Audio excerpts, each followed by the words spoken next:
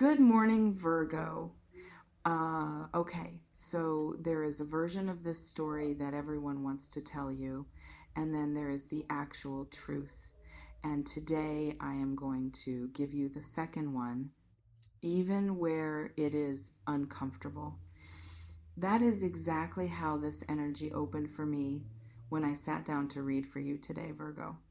Most readings about no contact tend to lean entirely one direction, painting it as either a guaranteed path back to reconciliation or a clean, simple act of self protection without any complexity attached. Spirit is showing me something more honest than either of those simplified versions. There is real truth here about what no contact has actually been doing, both for you and for the person on the other side of it. And there is also a genuine caution attached, something Spirit wants you to be careful about as this continues unfolding. Stay with me through this entire reading because I want to give you the complete, balanced picture rather than only the comfortable parts. Let me describe what I felt the moment this energy opened, because the very first impression carries real signal about the nature of what we are examining. I felt complexity immediately, a specific layered quality that told me this situation does not resolve into a simple single narrative. This is not purely a story of empowerment, nor is it purely a story of loss. It carries both intertwined in ways that deserve honest, careful examination rather than the oversimplified version that sometimes gets offered in readings about this particular topic. I also felt a quality of genuine caution present in this energy.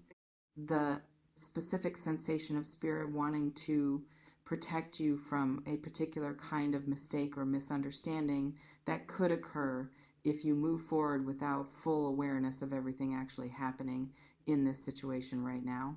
I want to talk about what no contact has genuinely been doing for you, because I think honoring this side of the truth matters before we move into the more cautionary elements.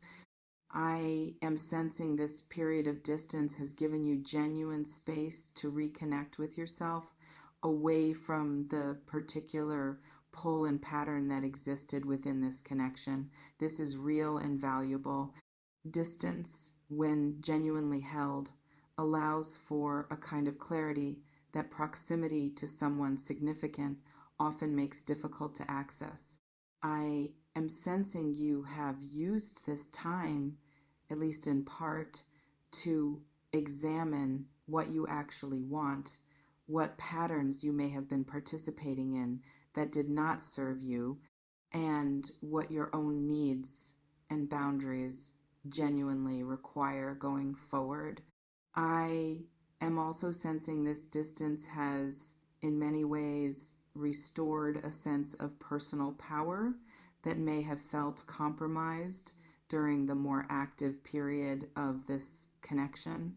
There is real truth to the idea that stepping back from someone, particularly someone whose presence had become consuming or whose behavior had become inconsistent, can restore equilibrium that constant engagement made difficult to maintain. I want to expand on this restoration of personal power further because I think it deserves real, thorough examination. When someone remains in close, active contact with a person whose behavior has been inconsistent or whose commitment has felt uncertain, there is often a kind of erosion that occurs gradually, a slow diminishment of one's own sense of stability and self-worth that happens so incrementally it can be difficult to fully recognize while it is occurring. I am sensing the distance you have created has interrupted this erosion, allowing you to begin rebuilding the sense of self that may have been quietly compromised during the more active period of uncertainty within this connection. I also want to address something about the specific quality of clarity that has likely emerged for you during this period. I am sensing you have gained genuine insight into what you actually need from a healthy connection, insight that may not have been fully accessible while you remained in the middle of the situation itself. This clarity is valuable regardless of what eventually happens with this particular person, because it equips you with a clearer understanding of your own standards and your own worth that will continue serving you in any future connection, whether that connection involves this person or someone else entirely. Let me speak to the other side of this truth, because I think honest examination requires acknowledging what no contact has not necessarily resolved, despite its genuine benefits. I am sensing that distance alone, while creating space for reflection, has not automatically resolved whatever underlying dynamic originally created difficulty in this connection. Some of you may be holding an expectation that enough time apart will simply produce transformation, both in this person and in the situation itself, without either of you actually doing the deeper work that genuine change requires. I want to be honest that distance creates conditions for potential growth, but it does not guarantee that growth actually occurs simply because time has passed. I want to expand on this further because I think it deserves real, careful examination rather than only a brief caution. There is a common misconception that time itself heals or resolves relational difficulties, when in reality, time alone simply creates space within which healing or resolution becomes possible, without guaranteeing that either person actually does the work necessary to produce genuine change. I want you to hold this distinction clearly as you continue navigating this period, recognizing that the passage of time, while necessary, is not sufficient on its own to ensure that whatever originally went wrong has actually been addressed. I also want to address something about what happens when distance is held without accompanying intentional reflection on either side. I am sensing it is possible for significant time to pass with this person experiencing genuine discomfort about the distance, without that discomfort translating into the kind of honest self-examination that would actually produce sustainable change. Discomfort alone, however real and however significant, does not automatically produce growth. It simply creates motivation that may or may not be channeled toward genuine internal work, depending on this person's own capacity and willingness to engage in that work honestly. Does this feel like it is connecting to your own experience with no contact right now, Virgo?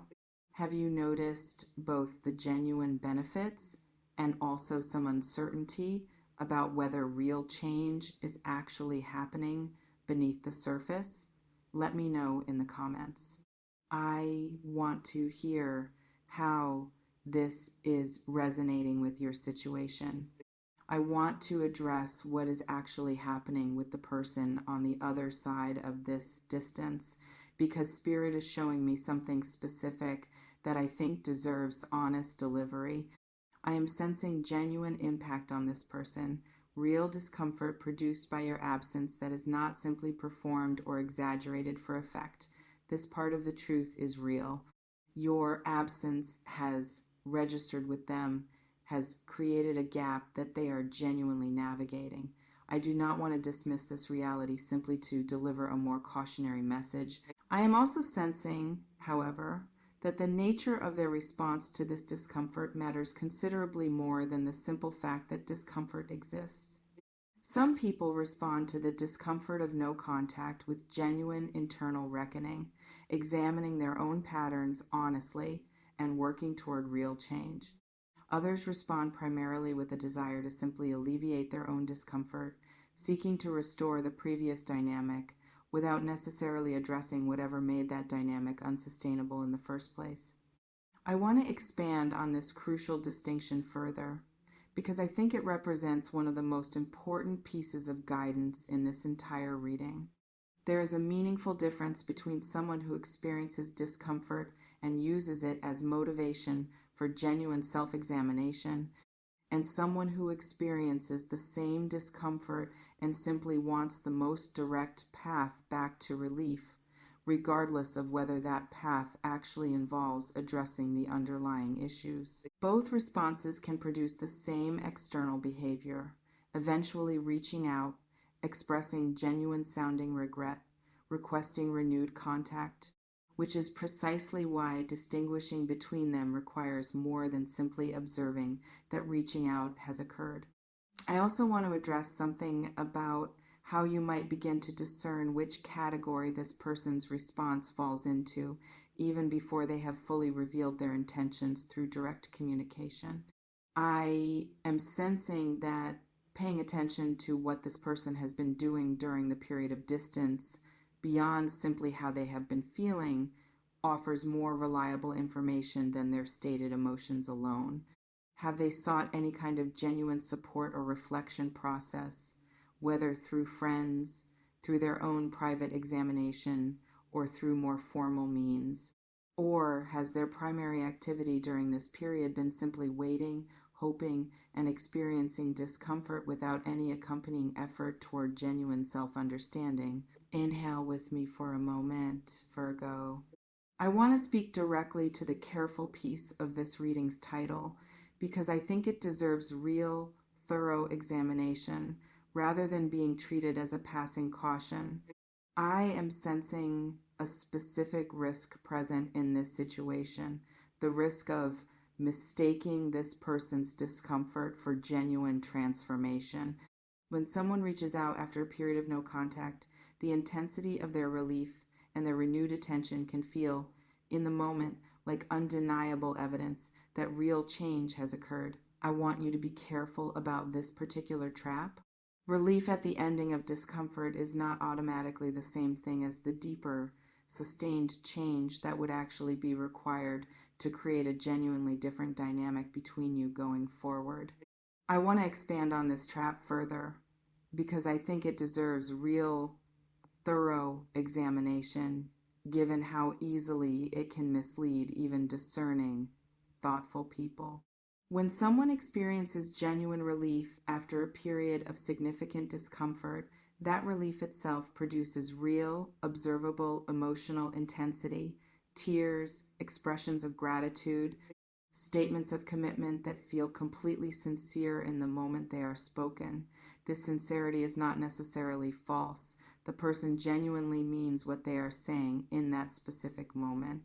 The difficulty is that this kind of relief-driven sincerity does not always translate into the sustained, consistent behavioral change that would actually be required to produce a genuinely different outcome than what existed before the period of no contact began. I also want to address something about how this trap specifically affects people with your particular Virgo discernment, because I think it deserves honest acknowledgement. Your natural inclination toward fairness and toward giving people genuine opportunities to demonstrate growth can sometimes work against you in exactly this kind of situation, because your default orientation toward extending good faith may cause you to interpret relief-driven reconciliation as more substantial than it actually proves to be over time. I want you to hold your natural generosity alongside continued careful observation rather than allowing your hope for genuine reconciliation to override the discernment that would otherwise protect you. I want to describe what genuine evidence of transformation would actually look like, distinct from simply relief-driven reaching out, because I think this distinction matters significantly for your protection. Genuine transformation tends to be visible before any direct reaching out occurs, in changes to this person's broader patterns and behaviors that exist independent of their specific desire to reconnect with you. I want you to consider whether you have genuine evidence of this person doing real, observable work on themselves during this period of separation, work that exists separately from their specific motivation to win back your attention, or whether what you are aware of is primarily their expressed discomfort and their stated desire for reconciliation without much visible evidence of underlying change. I want to expand on what this kind of evidence might actually look like in practice, because I think specificity serves you better than abstract guidance alone. Genuine transformation often shows up in how someone treats other people in their life during the period of separation, whether their patterns in other relationships or in their professional life reflect genuine growth, or whether the discomfort produced by your absence remains the singular, isolated focus of whatever change they claim to be experiencing. If their growth seems to exist only in relation to wanting you back, rather than reflecting a broader, more genuine shift in how they approach vulnerability and commitment generally, that narrowness is worth noting carefully. I also want to address something about timeframes as they relate to genuine evidence of change. I am sensing that authentic transformation, the kind rooted in real self-examination rather than simple relief seeking, tends to require more sustained time to develop and demonstrate itself than the kind of change that exists primarily as a reaction to discomfort, and that may fade once that discomfort has been alleviated through renewed contact with you. I want you to be appropriately skeptical of transformation that seems to have emerged very quickly, particularly if it emerged specifically and only in response to your absence rather than reflecting a more gradual, independent process of growth. I want to address something important about the specific danger of reading hope into ambiguous signals during this period, because I think it deserves direct, honest attention. When someone genuinely wants reconciliation to be possible, there is a natural tendency to interpret ambiguous signals in the most favorable possible light, to read significance into things that may not actually carry the weight we want them to carry. I want you to be especially careful about this tendency right now. If this person reaches out, examine their actual words and their actual proposed actions carefully, rather than filling in gaps with the version of events you most want to be true.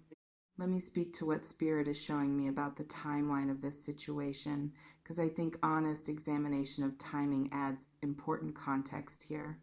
I am sensing that whatever genuine change is possible in this situation requires more time than has perhaps already elapsed, particularly if the underlying issues that created the need for no contact were significant rather than minor. I want you to be cautious about timelines that feel rushed, where this person's eagerness to reconcile seems to exceed what would be reasonable given the depth of whatever originally went wrong between you. I want to address what genuine self-protection looks like as you navigate whatever comes next, because I think practical guidance serves you better than only cautionary observation alone. I want you to require specific, observable evidence rather than simply accepting verbal reassurance, however heartfelt it may sound in the moment. If this person claims to have changed, ask for specific examples of what that change has actually looked like in practice, situations where they responded differently than they would have previously, evidence that exists beyond simply their current desire to be back in your life. I want to expand on this guidance further because I think practical specificity genuinely serves your protection here. When this person describes their growth or their changed perspective, listen for concrete detail rather than general, somewhat vague statements about having learned and grown.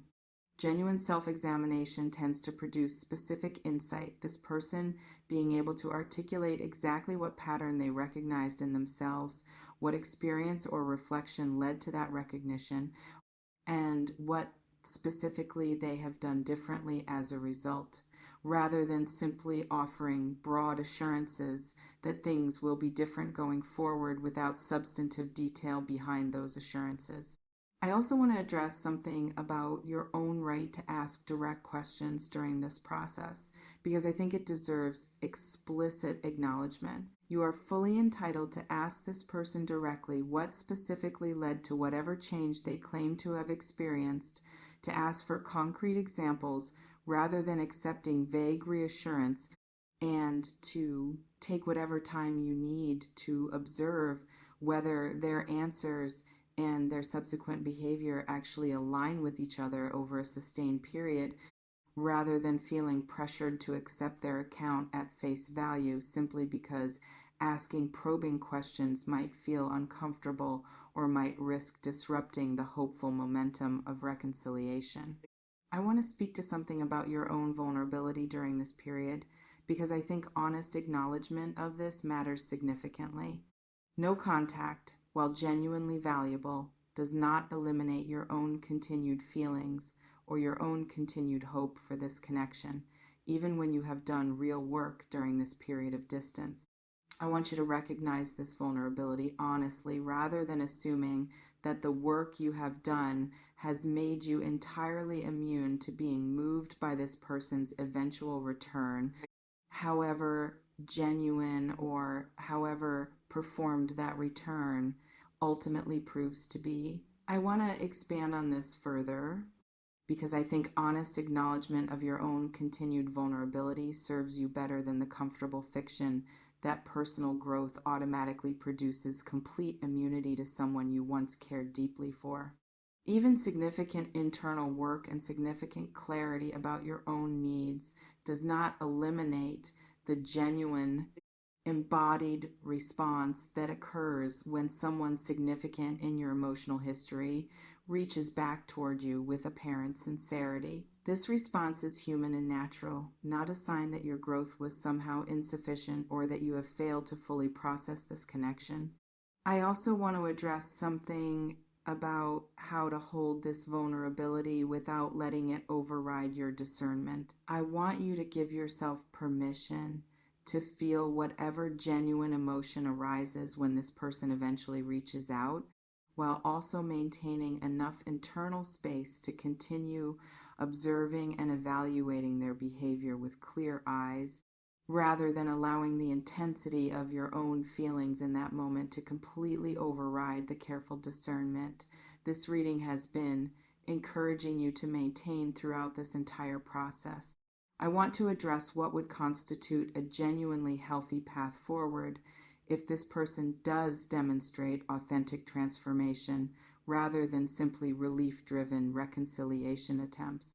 If genuine evidence of change does exist, a healthy path forward would likely involve gradual rebuilding of trust rather than immediate, complete restoration of the previous dynamic. I want you to trust your own pacing here, taking whatever time genuinely feels necessary to observe consistency over time, rather than allowing the intensity of reconciliation in its early moments to override the patient, careful evaluation that genuine trust rebuilding actually requires. As I bring this reading toward its close, I want to leave you with the complete, honest picture Spirit shared today. No contact has given you genuine, valuable space for clarity and self-restoration, and it has also created real discomfort for the person on the other side of this distance. However, the existence of their discomfort is not automatically equivalent to genuine transformation, and I want you to remain genuinely careful about distinguishing between relief-driven reaching out and authentic, sustained change. Require specific, observable evidence rather than simply emotional reassurance. Trust your own pacing for rebuilding trust if genuine change does exist, and honor your own continued vulnerability, honestly, as this situation continues to unfold. If this reading resonated with you today, please share it with a Virgo navigating their own period of no contact who could benefit from this balanced, honest perspective. And let me know in the comments how this is landing for your own situation. I read every comment and I carry your stories with genuine care long after this video ends. Until next time, Virgo. The truth is rarely simple, and your own careful discernment remains your greatest protection as this story continues to unfold.